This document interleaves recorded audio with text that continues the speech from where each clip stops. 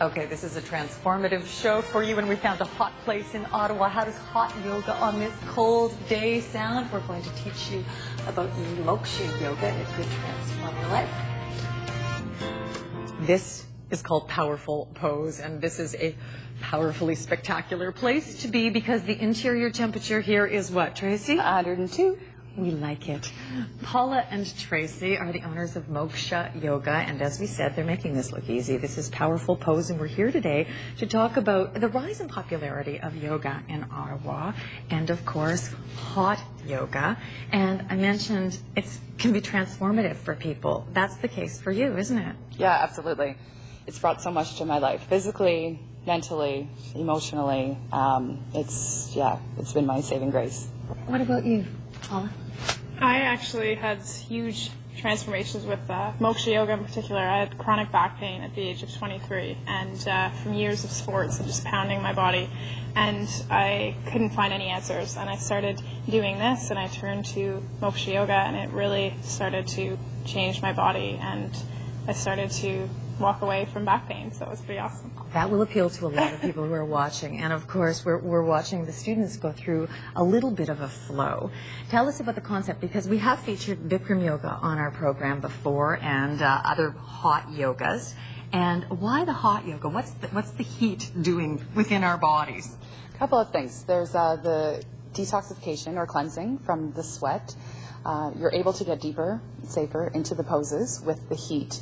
And it just feels great. It feels amazing. It's very nurturing. As soon as you walk in the room, I mean, you instantly feel better without even starting the class. Well, everyone in the room feels better, but for our cameraman Zane, who was prepared for an outdoor shoot today, and he's wearing layers of long johns, polar fleece. He may be unconscious before the end of our shoot, but we hope that's not the case. Let's talk about the room, because special thought has gone into the design of the room. Well, we've used cork floors, which is a little bit softer. Just think of, wearing Birkenstocks. It's really nice for the body. So people with any ailments, just feels a little more gentle on the body. It's also hypoallergenic, so it's got a natural antibacterial quality to it, so it keeps the floor really clean. Well, yesterday on the program, we were focusing on people who had lost weight, and they were doing very vigorous forms of exercise and weightlifting and all the rest. Let's talk about what yoga is like, both for a physical change. I mean, we chatted about the emotional change, you chatted about your back pain, but what's it like for you physically as we watch everyone go into these deep back bends? Well, it really opens up the body in new ways that you've never experienced before. So we're pretty chronically tight, most of us. And so you really open up new areas of your body, and that you've just find little new muscles that you never even knew existed. There's a huge strengthening component to this as well. So, but using your own body. It's amazing. People walk out after just trying one or two classes, and they can't believe how sore they are. It doesn't, the way that I would best describe it is you're sore absolutely from your absolute core out, from the inside out. And this pose in particular, because it's pulling on all of the tendons and ligaments, isn't it? You're working the joints in this one. What's this called? This is Eagle. Yeah, so opening every major joint in the body. So yeah, it's the Moksha series is designed to work literally like every part of your body, joints, ligaments, muscles, as well internal systems. So it really is a complete kind of whole body system. So that's great for the body. Going to the spirit, people are looking at home. I'm sure you're watching everyone break a sweat and knowing how cold it is. That's appealing in its own right. We're going to be back, go through the flow, and maybe even open some of our chakras. Welcome back to Moksha Yoga. This is the Warrior series. I guess we could call these practitioners winter warriors. This is Blair, and you kind of tweaked when we were mentioning the transformative powers of yoga. It's been a change for you, and in what way? I think it's because, as an exercise, yoga is considered to be a stereotype sometimes of it's only for women or it's a low-key type of exercise. But for me personally, I find it's very, very, very challenging, and it ranks right up there with a lot of other kinds of exercise. So you came in thinking it was going to be all relaxing, and it ended up being a real workout for you? Well, I heard a friend of mine, actually, he's a hockey player, and he's raved about how good this was. So I decided that I wanted to try this to see what it was about. And the heat especially, I think, is a real factor. It really helps physically as well as mentally. You come out of it feeling, really transformed. Oh, great. Well, you get back to your mat, and we're going to catch up with Paula over here. It's very quiet in the room, of course. We're in a yoga studio. You expect it to be quiet, but it's particularly quiet. There are no fans, and normally when you have forced heat, it's noisy and there are fans. Yes. So we have a slightly different heating system. We use radiant heat panels. So it's a different form of heat.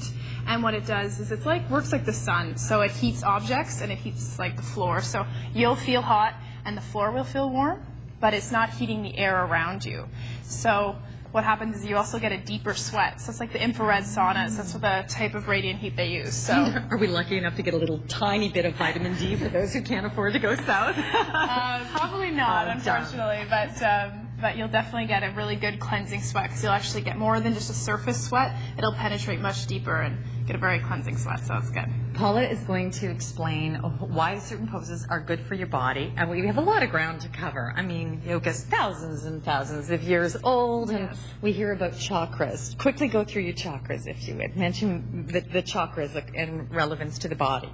Well, the chakras are just like energy systems that have been around. It's just the Eastern philosophy of the body, and it's just about opening up certain chakras in the body, which help to emotionally open up the body, mentally, physically, spiritually.